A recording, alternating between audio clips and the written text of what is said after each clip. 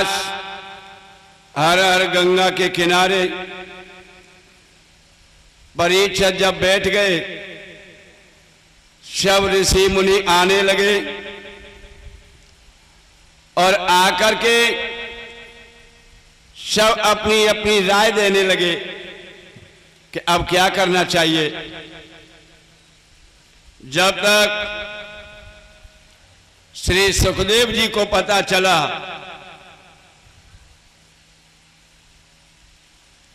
तो श्री सुखदेव जी भी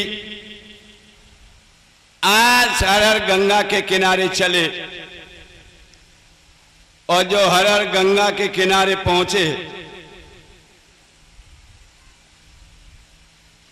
सब ने खड़े होकर के प्रणाम किया। व्यास जी ने भी अपने पुत्र के लिए प्रणाम किया। यहां पिता पुत्र के लिए प्रणाम करता है। क्यों? सुखदेव जी की योग शक्ति और भक्ति अपने पिता से बहुत आगे थी, इसलिए पिता ने अपने पुत्र के लिए प्रणाम किया। और सब ऋषि कहने लगे, हे श्री सुखदेव जी महाराज, परीक्षित को श्राप लग गया है, इनके लिए कोई उपाय बताओ, इनकी मुक्ति का मार्ग दर्शाओ। श्री सुखदेव जी कहने लगे, हे ऋषियों, हे राजन परीक्षित, मुक्ति का साधन एक है।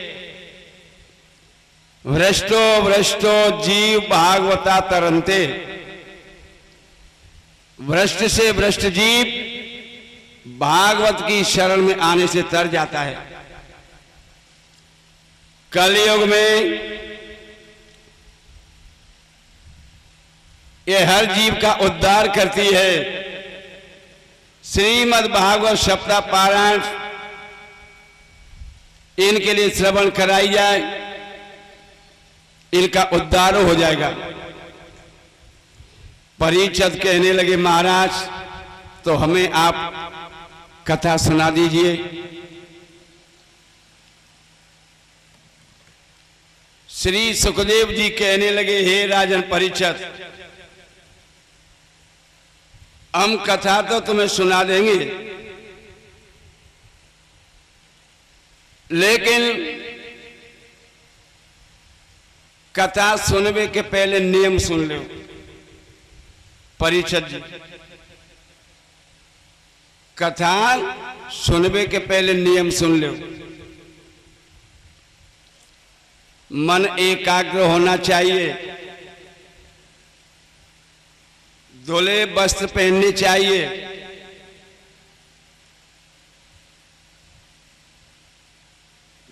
धरती पर लेटना चाहिए, एक समय खाना खाना चाहिए। जिस जगह पर कथा हो रही हो, कथा सुन रहे हो, वहां किसी बात का भेदभाव नहीं होना चाहिए। जहां भी कथा हो रही हो तो ये न सोचें कि हम बा के द्वार पे नहीं जाएंगे, हम उसके बगल में जाके नहीं बैठेंगे, हम उसकी शक्ल को नहीं देखेंगे। अरे उससे क्या लेना देना, तुम्हें तो कथा सुननी है और कथा सुन के चले आओ। यहाँ भगवान का दरबार है, बहुत से तो यही सोचते हैं कि वहाँ कथा हो रही है, हम नहीं जाएंगे। अरे किसी का दरबार नहीं, भगवान का दरबार है। अगर तुम्हारा मन यह करता कि हम उसके यहाँ कथा सुनने नहीं जाएंगे, तो तुमने आदमी से मन मुटाप नहीं किया, भगवान से मन मुटाप किया। और भगवान से मन मुटाप जिसका हो गया, संसार में उसे कभी सुख और चैन नहीं मिलेगा। इसलिए ए भैया, भगवान से कभी मोह मत मोड़ना। भगवान कभी किसी को दृष्टि से नहीं देखते, सदा भला करने की सोचते हैं। लेकिन प्राणी एक ऐसा है जो हर आदमी के बारे में यह सोचता है कि इसको किसी तरह से नीचा देखना चाहिए।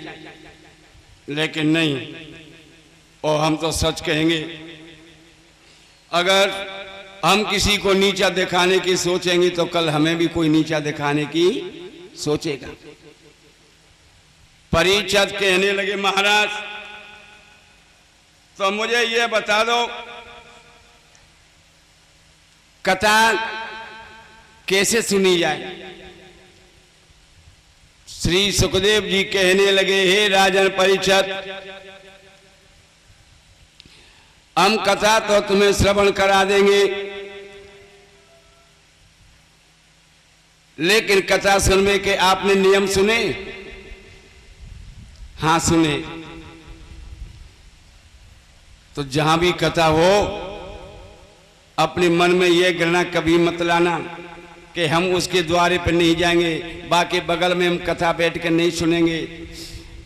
हमारी कथा में आते हैं लोग, लेकिन कुछ भाव ऐसे बना के आते हैं कि उनका मन कथा में लगे लगे नहीं लगे। कैसा मन बना के आते हैं ये भी बता दें आपको। देखो,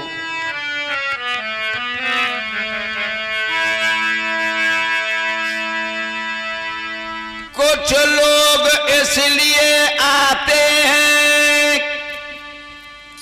देखें वो देवी कैसे,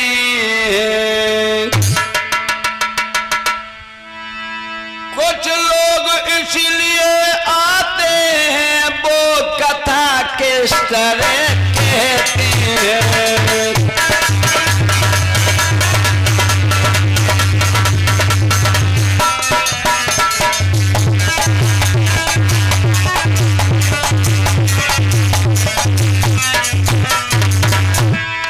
और देखो, आते तो हैं लेकिन कैसी कैसी भावना लेके आते हैं लोग।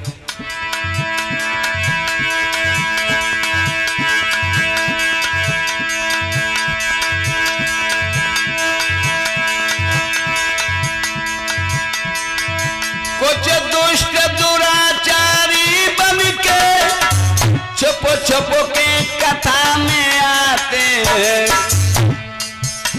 देवी अब कथा सुनाए रे, वो बेटे आंख लड़ाते हैं।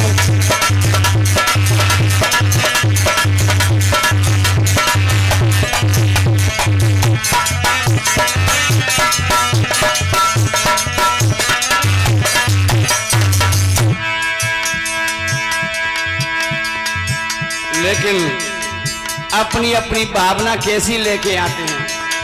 अरे भैया,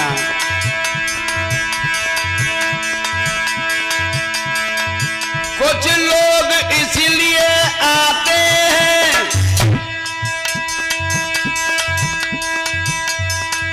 जो ज्ञानी अति कहलाते हैं।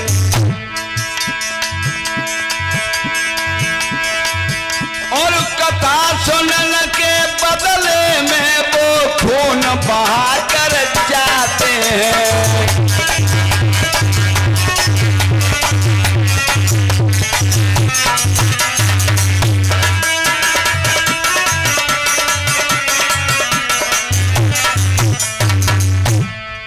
अपनी अपनी भावना। कुछ लोग इसीलिए आते हैं कि चलो देख यहाँ देवी कथा कैसे कहता है। कुछ लोग दुष्ट दुराचारी कथा में आए, बुरी दृष्टि डालने लगे कि यहाँ का माहौल कैसा है। लेकिन नहीं, अच्छी भावना लेकर के जो कथा सुनने के लिए आते हैं, कथा का श्रेय उन्हीं को मिलता है। श्री सुखदेव जी कहने लगे, हे राजन परीक्षित, अब हम कथा तुम्हें श्रवण करा दें। आदेश ब्रह्म का पाते ही माया ने त्रिगुण फैलाए हैं। विष्णु की नाभि से कमल हुआ, उस पर ब्रह्मा जी प्रगटाए हैं। और विष्णु जी की नाभि से कमल उत्पन्न हुआ, उस पर ब्रह्मा जी प्रकट हुए। ब्रह्मा जी ने 4 पुत्रों के लिए जन्म दिया, शनक, सनंदन, सनातन, सनंद कुमार।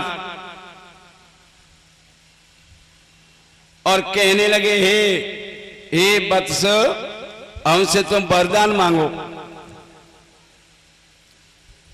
चारों भाई कहने लगे, हे पिताजी, अगर हमें वरदान देना चाहते हो तो आपके प्रेम में सने रहें और 5 बरस के हम सदा बने रहें। ब्रह्मा जी कहने लगे, तथास्तु, ऐसा ही होगा। लेकिन ब्रह्मा जी ने कह तो दिया तथास्तु ऐसा ही होगा, लेकिन ब्रह्मा जी की गुस्सा के मारे भौएं ऊपर को तन गई। और जब भौएं ऊपर को गई तो उनसे एक पुत्र प्रकट हुआ, और प्रकट होते ही रोने लगा, जिसका नाम रखा गया रुद्रदेव। जैसे भोलेनाथ, भूतनाथ, भवनाथ कहते हैं महादेव। और कहने लगे, ए वत्स, आप सृष्टि का सृजन करो, सृष्टि को विस्तार करो।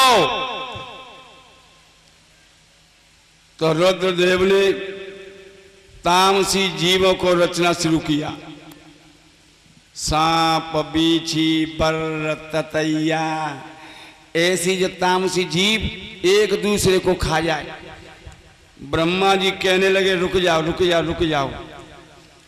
जब तामसी जीव एक दूसरे को खा जाएंगे तो फिर सृष्टि आगे कैसे चलेगी? भोलेनाथ को रोक लिया। फिर ब्रह्मा ने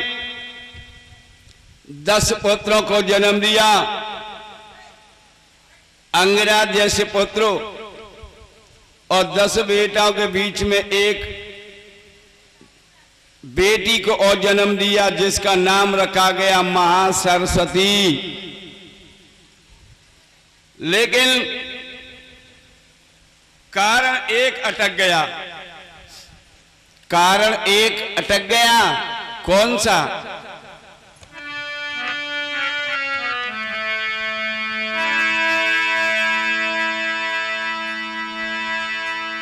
जैसे तेरे तेल के बिन दीपक ये कभी न जलने पाएगा। बिना तेल के दीपक कभी जल नहीं सकता है। इसी तरह से ब्रह्मा जी ने विचार किया, तेल के बिना सूखा दीपक ये कभी नहीं जल सकता है। और इसी तरह केवल नर के संसार नहीं चल सकता है।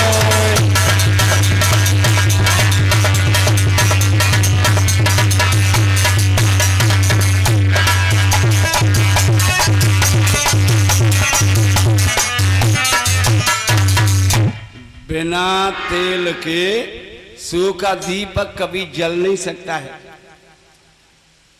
इसी तरह से नर के द्वारा यह सारा संसार चल नहीं सकता है।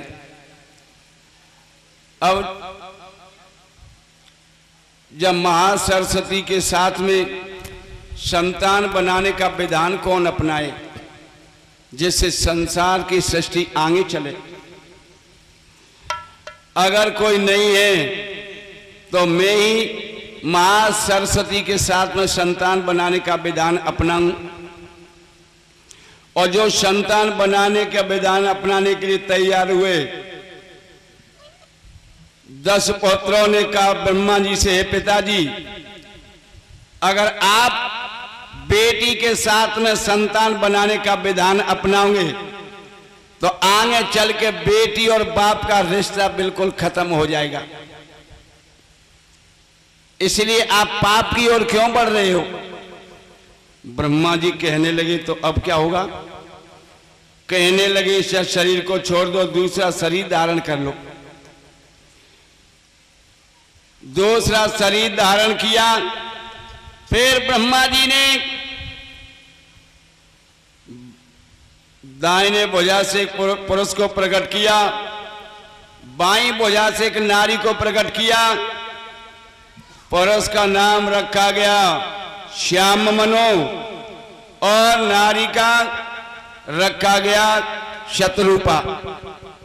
श्याम मनु और शत्रुपा से ब्रह्मा जी ने कहा, आप सृष्टि का विस्तार करो, सृष्टि का सृजन करो। आज दोनों ने सृष्टि का सृजन किया। उनके 2 बेटा पैदा हुए और 3 बेटियां पैदा हुई। 3 बेटी, 3 बेटियों का नाम आकुति, प्रसूति और देवहूति। बेटाओं के नाम उत्तानपाद, प्रियव्रत। ये 2 पुत्र पैदा हुए जिनसे सारी सृष्टि का विस्तार बहुत बढ़ गया। जब बहुत बढ़ गया तो अब तो बड़ी चहल पहल होने लगी। जब चहल पहल होने लगी तो ब्रह्मा जी भी बड़े खुश हुए। भाइयों, आगे कथा बहुत अच्छी आ रही है। एक भगवान का कीर्तन बोले, कीर्तन।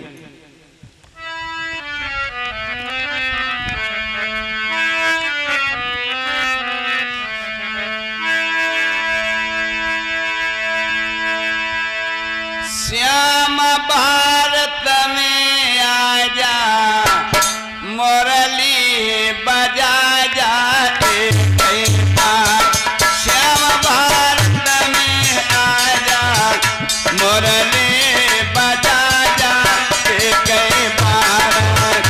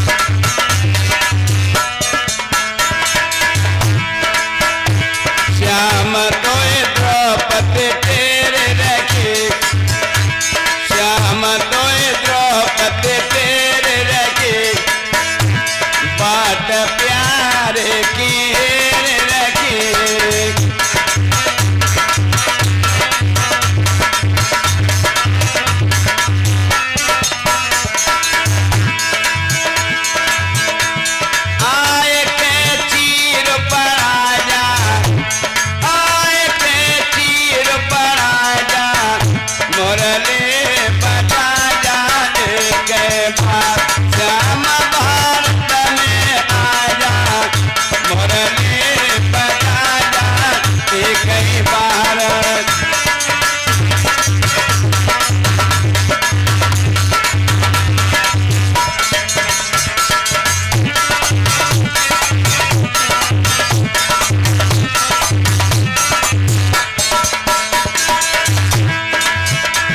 श्याम तोए नरसी तेरे रखो, श्याम तोए नरसी तेरे रखो।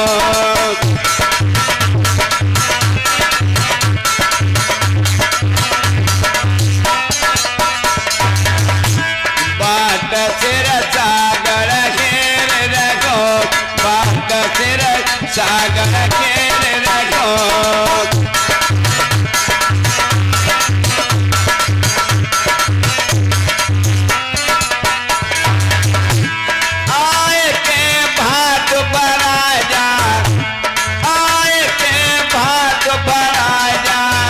मुरली बजा जा एक बार श्याम भारत में आजा मुरली बजा जा एक बार।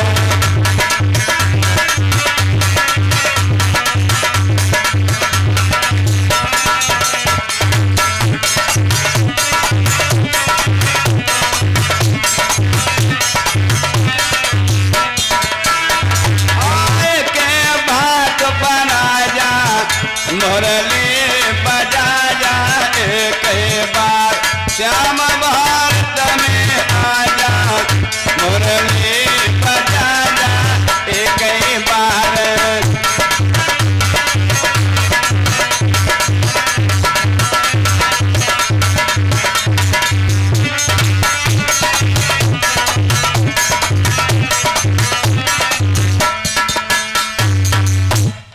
बोलिए आनंद कंद भगवान की।